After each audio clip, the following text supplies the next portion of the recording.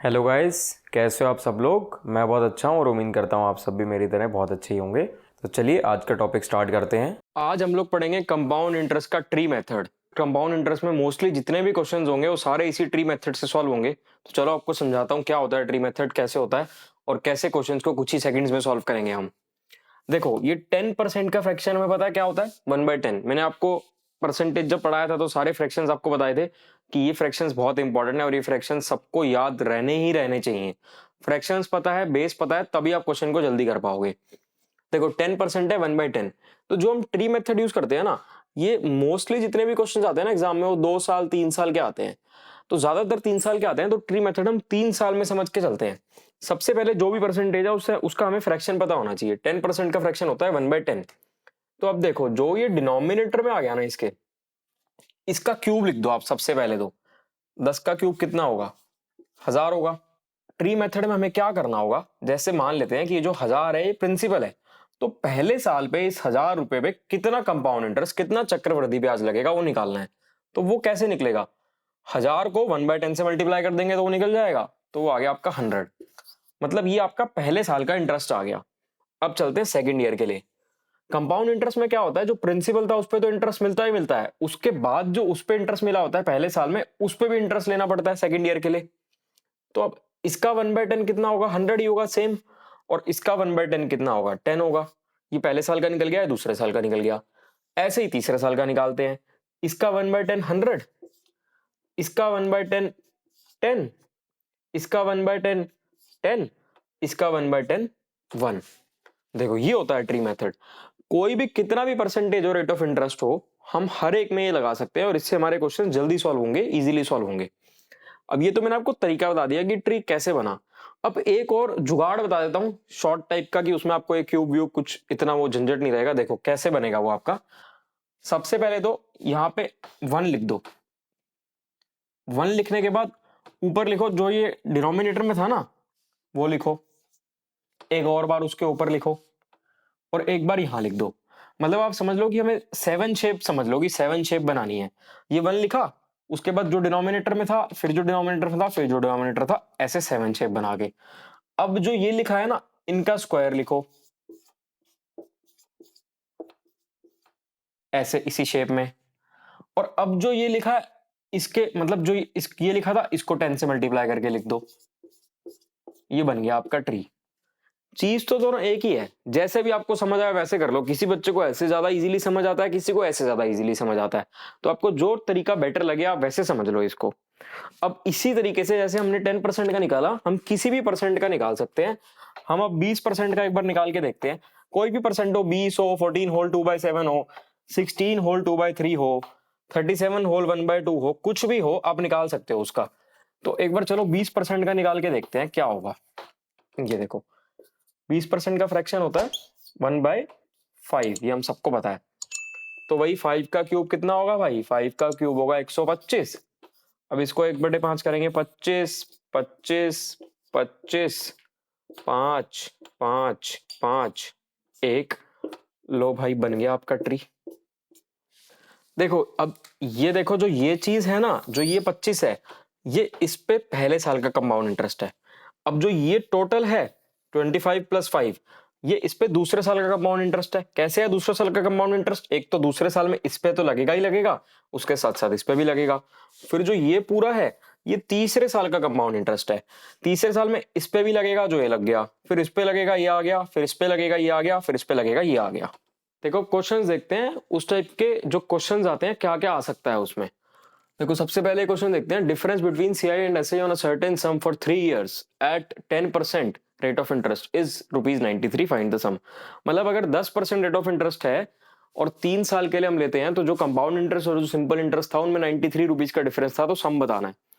देखो वही करेंगे, सबसे पहले ट्री बनाएंगे। 10% का ट्री कैसे बनेगा, अभी जो मैंने आपको बताया था, 1 10 10 10 100 100 100 1000। अब जो ये अमाउंट है ना, ये तो पूरा सिंपल इंटरेस्ट होगा, क्योंकि जो सिंपल इंटरेस्ट लगता है वो सिर्फ प्रिंसिपल के ऊपर लगता है। और जो ये टोटल अमाउंट होगा पूरा का पूरा, ये सारा कंपाउंड इंटरेस्ट होगा। तो कंपाउंड इंटरेस्ट और सिंपल इंटरेस्ट में डिफरेंस क्या होगा, ये और ये, मतलब कि 31। हमारे हिसाब से कंपाउंड इंटरेस्ट और सिंपल इंटरेस्ट में 3 साल का डिफरेंस 31 रुपए है 10% पर एनम के हिसाब से, जब हमने प्रिंसिपल 1000 माना था। लेकिन क्वेश्चन कह रहा है भाई 31 नहीं है, क्वेश्चन कह रहा है 93 है। देखो बाकी है सारी चीज तो हमने क्वेश्चन की मान ली, 10% हमने ले लिया रेट ऑफ इंटरेस्ट, डिफरेंस हमने निकाला, हमारा 31 आया, लेकिन क्वेश्चन कह रहा है 93 है। 31 नहीं है 93 है, मतलब कितने गुना है, 3 गुना है। तो क्वेश्चन में जो भी पूछा उसको 3 गुना कर दो, आपका आंसर आ जाएगा। ये हमारे हिसाब से 1000 था, तो इसको 3 गुना कर दो, ये 3000 आया, मतलब जो आपका सम है वो 3000 आ गया। बस इसी टाइप के क्वेश्चन होते हैं, इसमें किसी में एक चीज पूछ लेते हैं, किसी में 2 चीज पूछ लेते हैं। अब उसी टाइप का एक और क्वेश्चन करके देखते हैं। ये क्वेश्चन भी वैसा ही सेम है, बस इसमें जो डिफरेंस था वो डिफरेंस चेंज हो गया, 15.25 पैसे हो गया। मतलब सीआई और एसआई में 3 साल के लिए रेट ऑफ इंटरेस्ट 5% है, और जो डिफरेंस है वो 15.25 पैसे हो गया, 15 रुपए 25 पैसे। तो इसमें सम बताना है। अब ये भी वैसे ही होगा, देखो 5% का फ्रैक्शन हमें पता है 1/1/20 होता है, 1/20।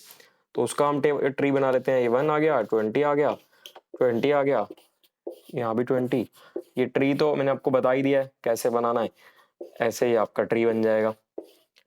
अब इसमें भी देखो वही चीज है, जो ये है ये सिंपल इंटरेस्ट होगा, क्योंकि सिंपल इंटरेस्ट सिर्फ प्रिंसिपल पे लगता है, और जो ये पूरा का पूरा है ये पूरा कंपाउंड इंटरेस्ट होगा। तो सिंपल इंटरेस्ट और कंपाउंड इंटरेस्ट में डिफरेंस कितना रहा होगा, सिंपल इंटरेस्ट और कंपाउंड इंटरेस्ट में ये टोटल डिफरेंस रहा होगा 20 20 20 और 1, टोटल हो गया 61। अब देखो हमने क्वेश्चन की सारी चीज मान ली, हमने 3 साल के लिए लगा दिया, हमने 5% रेट ऑफ इंटरेस्ट लगा दिया, सिर्फ ये चीज नहीं मानी हमने क्वेश्चन की। अब ये चीज भी मनवा देते हैं। हमारे हिसाब से 61 रुपए है, उनके हिसाब से 15.25 रुपए है। कितना गुना हो गया, ये तो कम हो गया उससे, तो ये 1/4 गुना हो गया। तो अब जो भी चीज वो पूछ रहा है उसको 1/4 से गुना कर देते हैं।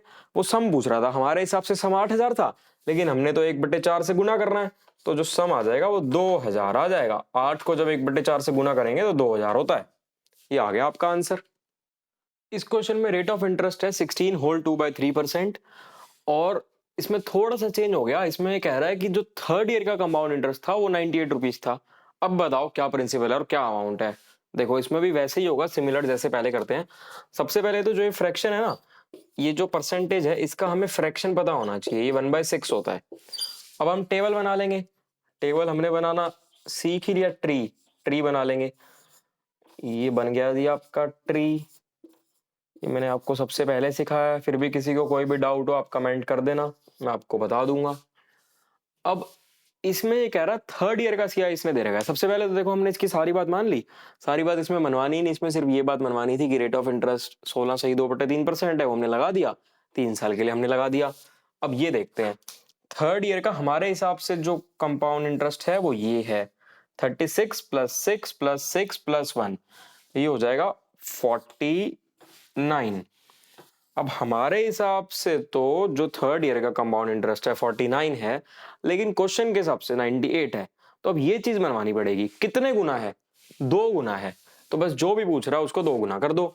ये हमारे हिसाब से प्रिंसिपल 216 था, इसको 2 गुना करेंगे तो ये आपका आ जाएगा भाई 432। आ गया आपका प्रिंसिपल।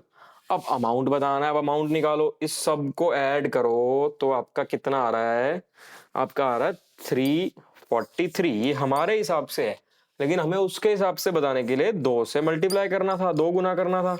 तो आ गया जी 686, खत्म सवाल। प्रिंसिपल 432 आ गया, अमाउंट 686 आ गया। ये क्वेश्चन कह रहा है कि रेट ऑफ इंटरेस्ट तो है 14 होल 2/7%, और कंपाउंड इंटरेस्ट में सेकंड ईयर और थर्ड ईयर का जो कंपाउंड इंटरेस्ट था उसका जो डिफरेंस है वो 24 रुपए है। तो प्रिंसिपल बताओ क्या करेंगे। सबसे पहले तो फ्रैक्शन लिख लेंगे, कितना फ्रैक्शन होता है इसका पता ही है हमें कितना होता है। अब इसका ट्री बना लेंगे हम। ट्री बनाना मैंने आपको सिखाया ही है, आपको जो 2 तरीके बताए हैं, 2 तरीकों में से जो भी तरीका अच्छा लगे, आसान लगे वैसे बना लो। अब हमने क्वेश्चन की सारी बात मान ली, रेट ऑफ इंटरेस्ट कर दिया इतना और 3 साल के लिए कर दिया, हमने मान ली भाई बात। अब सेकंड ईयर और थर्ड ईयर में डिफरेंस देखो कितना है। सेकंड ईयर और थर्ड ईयर में डिफरेंस ये है कंपाउंड इंटरेस्ट में 7 + 1 8 रुपए, ये हमारे हिसाब से है। क्वेश्चन के हिसाब से कितना है, क्वेश्चन के हिसाब से 24 रुपए है। तो कितने गुना है, 3 गुना है। जो भी पूछ रहा है 3 गुना कर दो। हमारे हिसाब से प्रिंसिपल 343 था, लेकिन हमें तो क्वेश्चन के हिसाब से करने के लिए 3 गुना करना है। इसको मल्टीप्लाई करेंगे 900 और 129, 1029, आ गया आपका आंसर। ये क्वेश्चन देखो, ये कह रहा है compound interest on a sum for 2 years is ₹105 and simple interest is ₹100, find rate of interest and principal. देखो 2 साल के लिए कह रहा है। सिंपल इंटरेस्ट देखते हैं सबसे पहले। हमें ये पता है कि सिंपल इंटरेस्ट हमारा हर साल सेम रहता है, मतलब जो फर्स्ट ईयर रहा होगा वही सेकेंड ईयर रहा होगा। 100 रुपये दे रखा था ना, तो उससे डिवाइड कर दिया। अब कंपाउंड इंटरेस्ट देखो, जो फर्स्ट ईयर सिंपल इंटरेस्ट रहता है वही फर्स्ट ईयर का कंपाउंड इंटरेस्ट रहता है, ये भी हमें पता है। सेकेंड ईयर में चेंज हो जाता है। तो 105 में से 50 रुपये तो पहले साल था, तो दूसरे साल कितना रहा होगा? 105 माइनस 50 जो कि 55 होता है, ये दूसरे साल रहा होगा।